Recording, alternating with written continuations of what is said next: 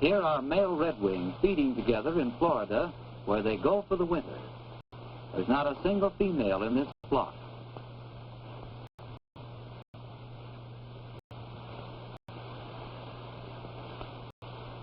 Early in spring, the redwings return to the northern marshes where they raise their young. The males arrive long before the females. These flocks are a familiar sight during March and early April in most of the northern states and Canada.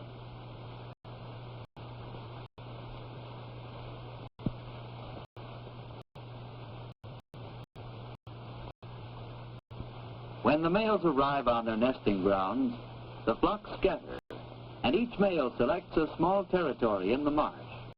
He drives the other males away and sings and displays his scarlet epaulet.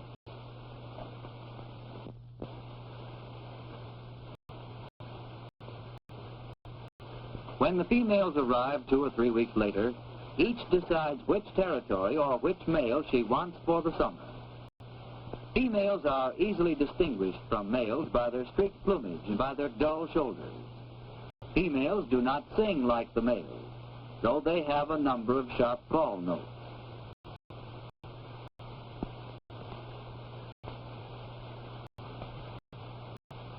Soon the male is displaying his gaudy shoulders and gleefully singing gurgly-o, gurgle-ee to attract the female.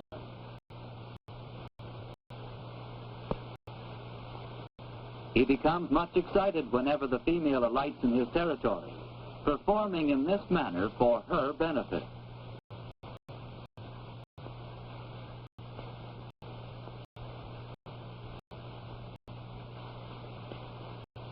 In due time, the female accepts the male's territory, and it is then her job to build the nest while he continues to sing and guard the territory. After choosing the spot where the nest is to be built, she gathers tough, pliable fibers from the bark of the swamp milkweed to weave in and around the cattails or sedges and form the hanging basket which we will soon see.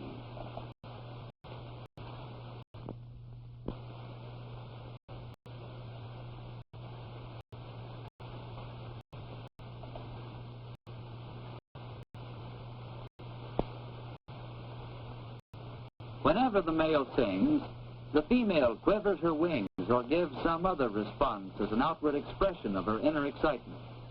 Indeed, it has been shown that among some birds the pulse rate of the female takes a sudden jump each time the male sings. So perhaps the redwing's heart flutters with her wings.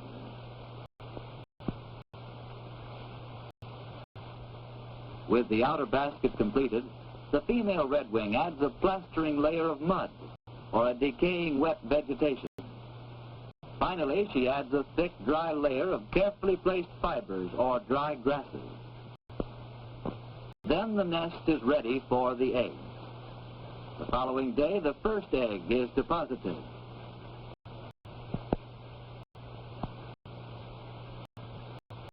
And each day at about the same time, another egg is laid until the normal clutch of 4 has been completed.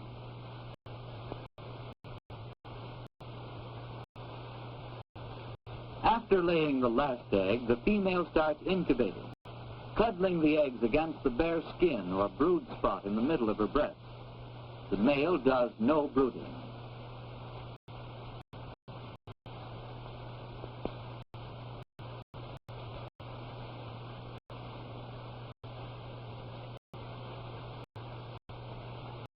After 11 days of incubation, the eggs hatch, usually all on the same day, though one egg is sometimes delayed until the following day.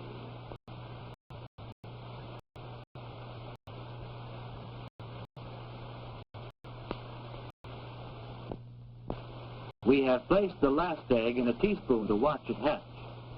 On the outside it looks nearly the same as when first laid, only a little duller.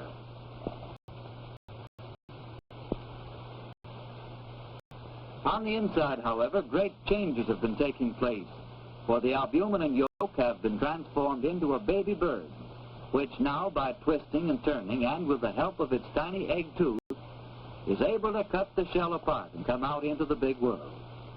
At first, its natal down is wet and stringy. Its eyes are not open, and its actions are not well organized.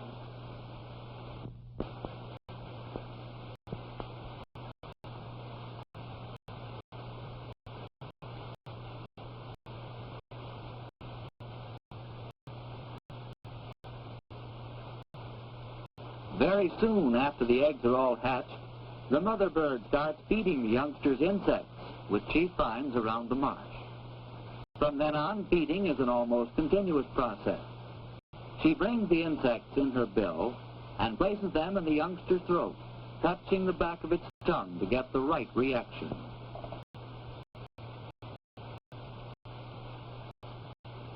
If the food is not immediately swallowed, it is a sign the youngster has had enough. So she takes the food out of its mouth and gives it to the next one. She does not feed the little ones in regular rotation, but instead feeds the hungriest one first. That is the one with the longest neck and the widest mouth.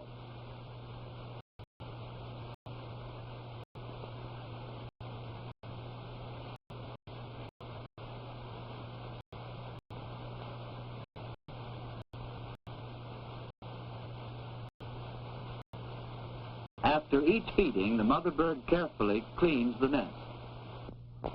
On the first day, the baby redwing barely half fills the bowl of a teaspoon.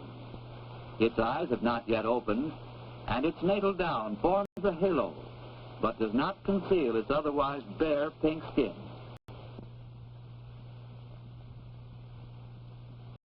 By the second day, dark lines indicate where juvenile feathers will soon appear.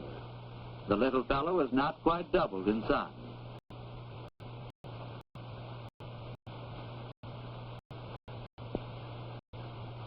On the third day, the incoming juvenile feathers show distinctly in the wings and on the back and flanks. The eyes are not yet open.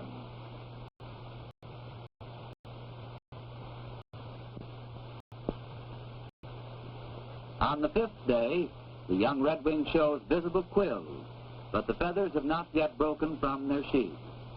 He can open his eyes at this age. Between the fifth and seventh days, great changes take place in the general appearance of the young redwing. For not only has he grown much larger, but his feathers have lengthened and are now breaking from their sheaths. His eyes are wide open and gaining a little expression.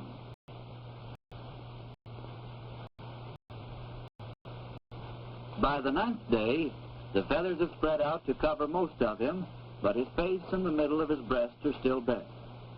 He has now nearly outgrown the teaspoon.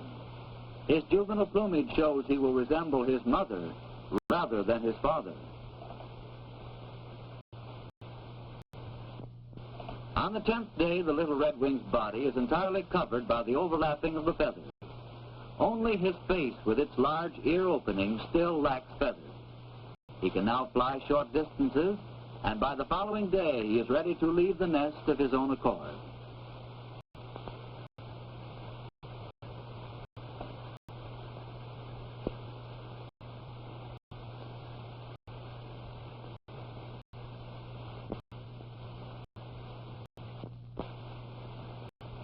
It is now fall, and the young redwings are able to shift for themselves. Gradually they gather into large flocks, roosting together in the marsh and stopping at upland fields to feed. During late summer, the morning and evening flights of blackbirds fill the landscape in parts of our country near the larger marshes, where they sometimes gather by the tens of thousands. In some places they are joined in their roosts by birds called starlings and grackles. These flights continue until October or even November, for these birds are always arriving from farther north and others leaving for the south. Before the snow flies, however, all have left the northern states and are once more divided into flocks of males and flocks of females in the rich feeding grounds near warm southern waters.